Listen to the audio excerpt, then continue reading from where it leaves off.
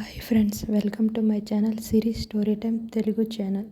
రచయిత రోహిణి లక్ష్మి గారు. సీత ఇంక ఏం చేయలేక రాధ హెల్ప్ తీసుకొని ఫ్రెష్ అయ్యి వచ్చి కూర్చుంటుంది. రాధని ఫోన్ ఇవ్వమని చెప్పి తనని టిఫిన్ టైం వరకు కదిలించవద్దు అని చెప్పి రాధని అక్కడి నుంచి పంపించేస్తుంది. రాధ వెళ్ళాక డోర్ క్లోజ్ చేసేసి వచ్చి కూర్చొని ఫోన్ ఆన్ చేసి బేబీ అని ఫీడ్ అయి ఉన్న నెంబర్కి కాల్ చేస్తుంది. ఇంకో సెకండ్లో కాల్ కట్ అవుద్ది అనగా అటువైపు కాల్ లిఫ్ట్ చేస్తారు. అటు సైడు ఎవరు అని ఒక అమ్మాయి నిద్రమత్తులో మాట్లాడుతుంది. సీత, మేడం, శృతి గారు తమరు కొంచెం నిద్రమత్తు వదిలించుకుంటే మాట్లాడతాము మేము అని డ్రామాటిక్గా అని తనకి వస్తున్న నవ్వుని ఆపుకుంటుంది. ఆ కాల్లో మాట్లాడుతుంది శృతినే. శృతికి సీత వాయిస్ వినగానే నిద్రమత్తు అంతా పోయి కూర్చుంటుంది.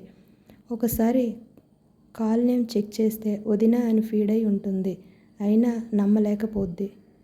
సీత, ఏంటే మాట్లాడవు, మళ్ళీ నిద్రపోతున్నావా ఏంటి అని సీత అడుగుతుంది. శృతి, ఇంకా ఎక్కడ నిద్ర బంగారా, నీ గొంతు వినగానే తప్పిపోయిందిగా అని ఎంతో హ్యాపీగా చెప్పి పక్కనే ఉన్న దిండు తీసుకొని హగ్ చేసుకుంటుంది. సీత, నువ్వు ఎప్పుడూ ఇంత లేటుగా నిద్రపోవు కదా, ఈవేళ ఏంటి అనేసి అడుగుతుంది. శృతి, నైట్ నిద్ర పట్టలేదు వదిన, నిన్ను చాలా మిస్ అవుతున్నాను. అసలు ఎలా ఉన్నావు, ఎప్పుడు స్పృహ వచ్చింది నీకు అని శృతి అడుగుతుంది. ఇప్పుడు ఎలా ఉంది, పెయిన్ ఏమైనా ఉందా అని ఆపకుండా ప్రశ్నల మీద ప్రశ్నలు అడుగుద్ది. సీత, ఇప్పుడు అంతా బాగానే ఉంది, పెయిన్ లేదులే, నిన్న నైట్ మెలకువ వచ్చింది. శృతి, నువ్వు లెగిచావు, నాకు అదే చాలు, ఇప్పుడు నేను ప్రశాంతంగా ఉంటాను అని శృతి చెప్తుంది. సీత, అది తర్వాత కానీ నేను ఇక్కడికి ఎలా వచ్చానే అని అడుగుతుంది సీత. తాతయ్యకి ఎలా తెలిసింది? ఇవన్నీ ప్రశ్నల మీద ప్రశ్నలు శృతికి అడుగుతుంది. శృతి, అది వదిన నీకు ఆపరేషన్ చేయాలి అన్నారు, కొన్ని డాక్యుమెంట్స్ మీద సైన్ చేయాలని చెప్పి నేను చేస్తానంటే బ్లడ్ రిలేషన్ వాళ్ళే చేయాలి అన్నారు. ఇంకా చేసేదేం లేక అక్కడ ఉన్న నర్స్ చేత నీ సెల్లో ఉన్న తాతయ్య ఫోన్ నెంబర్కి కాల్ చేయించి నీకు యాక్సిడెంట్ అయ్యిందని చెప్పాను, ఇన్ఫామ్ చేయించాను. నా పేరు బయటికి రాకుండా ఇంకా తర్వాత తాతయ్య నిన్ను ఇంటికి తీసుకువెళ్తాను, హాస్పిటల్లో వద్దు అన్నారు అని అక్కడనున్న నర్స్ ద్వారా తెలుసుకొని ఇంకా అప్పుడు నేను ఇండియా వచ్చినట్లు నాన్నకి కాల్ చేసి సిచ్యువేషన్ గురించి చెప్పాను. అందరికీ ఎయిర్పోర్ట్ అని చెప్పి టౌన్కి రమ్మని నాన్నకి ఫోన్ చేసి చెప్తే అలాగే వచ్చారు.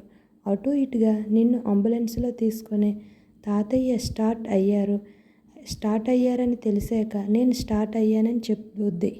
సీత, అంతే, నా గురించి మామయ్యకి తెలుసా అని సీత అడుగుతుంది. శృతి, లేదు వదిన, నేను నాన్నని హాస్పిటల్లో కలవలేదు, పక్కనే ఉన్న షాపింగ్ మాల్లో కలిశాను. నాన్న అడిగినా ఫస్ట్ నేనే ఎవరికీ చెప్పకుండా వద్దామని అనుకున్నా, కానీ దారిలో నేను వస్తున్న కార్ పంక్చర్ అయ్యింది, ఇంకా అప్పుడు మీకు కాల్ చేశాను అని ఏదో చెప్పి మేనేజ్ చేశాలే నేను. సీత, ఆ సిచ్యువేషన్లో నీ బ్రెయిన్ ఇంత బాగా పనిచేసిందా అని సీత డౌట్గా అడుగుతుంది. అనుమానంగా అడుగుద్ది. శృతి, నీ బ్రెయిన్ సూపర్ వదిన, అసలు అలా ఎలా తెలిసింది నీకు అని కుతూహలంగా అడుగుతుంది. సీత, దానికి ఏం పిహెచ్డీలు చేయాల్సిన పని లేదు, కానీ ముందు నువ్వు సమాధానం చెప్పు. శృతి, అది మనకి యాక్సిడెంట్ అవ్వగానే పోలీసులకి కాల్ చేశాను కదా, వచ్చిన ఆ ఆఫీసర్ నాకు ఈ ఐడియా ఇచ్చారు. శృతి, ఏంటి పోలీస్ ఆఫీసర్ ఈ ఐడియా ఇస్తే నువ్వు ఫాలో అయ్యావా? అసలు ఆ పోలీస్ ఆఫీసర్ ఎందుకు ఇండియా వచ్చాడు? పోలీస్ ఆఫీసర్ ఎందుకు ఐడియా ఇచ్చాడు? ఎవరు తను? శృతి, అది తను అరవింద్ అన్నయ్య, తనే ప్రజెంట్ ఈ కేసు టేకప్ చేశాడు అని సీత చెప్పి రియాక్షన్ కోసం వెయిట్ చేస్తుంది. సీత, అరవింద్ ఈ కేసు టేకప్ చేశాడా? అంతే, అక్కకి ఈ విషయం తెలిసిపోయిందా? శృతి, లేదు, పూజ వదినికి ఇంకా మనం ఇండియా వచ్చాము అని ఇలా అయ్యిందని తెలియదు. సీత, బతికించావు, నేను ఇండియా వచ్చినట్లు తెలిస్తే ఒప్పుకోదు, ఇంకా దానికి పైగా ఇలా జరిగింది అని తెలిస్తే నా పని అంతే. ఇంకైనా ముందు నాకు అరవింద్ నెంబర్ నుండి అరవింద్ నెంబర్ సెండ్ చెయ్యి, నేను తనతో ఈ కేసు గురించి మాట్లాడాలి. శృతి: అలాగే సెండ్ చేస్తాలే, కానీ వదిన తనని అలా పేరు పెట్టి పిలవటం మానే. తను ఎంతైనా పూజ వదినికి కాబోయే మొగుడు కదా అని చెప్తుంది. బావగారు అని పిలు అని శృతి అంటుంది. సీత: అక్కకి కాబోయే మొగుడని నువ్వనుకుంటే సరిపోతుందా? తను అనుకోవాలి కదా అని సీత చెప్తుంది. ఫస్ట్ అలా తను అనుకోనియ్యి, అప్పుడు అలా పిలుస్తాను అని చెప్తుంది. శృతి: అది త్వరలో జరుగుతుందిలే, నువ్వు చూస్తూ ఉండు. ఎలాగో ఇండియా వచ్చానుగా, నేను పెద్ద వదినను నేను ఒప్పుకునేలా చేస్తాను ఎంతో ధీమాగా చెప్తుంది. సీత: సర్లే, జరిగినప్పుడు చూద్దాంలే, నేను తరువాత కాల్ చేస్తాను. ముందు అరవింద్ గారి నెంబరు పెట్టు, ఈ కేసు గురించి నేను మాట్లాడాలి అని కాల్ కట్ చేసి ఆ యాక్సిడెంట్ గురించి ఆలోచిస్తూ ఉండుద్ది. ఇక్కడ నుండి శృతి కూడా కాల్ కట్ అయ్యాక ఆ రోజు ఏం జరిగిందో గుర్తు చేసుకుంటుంది.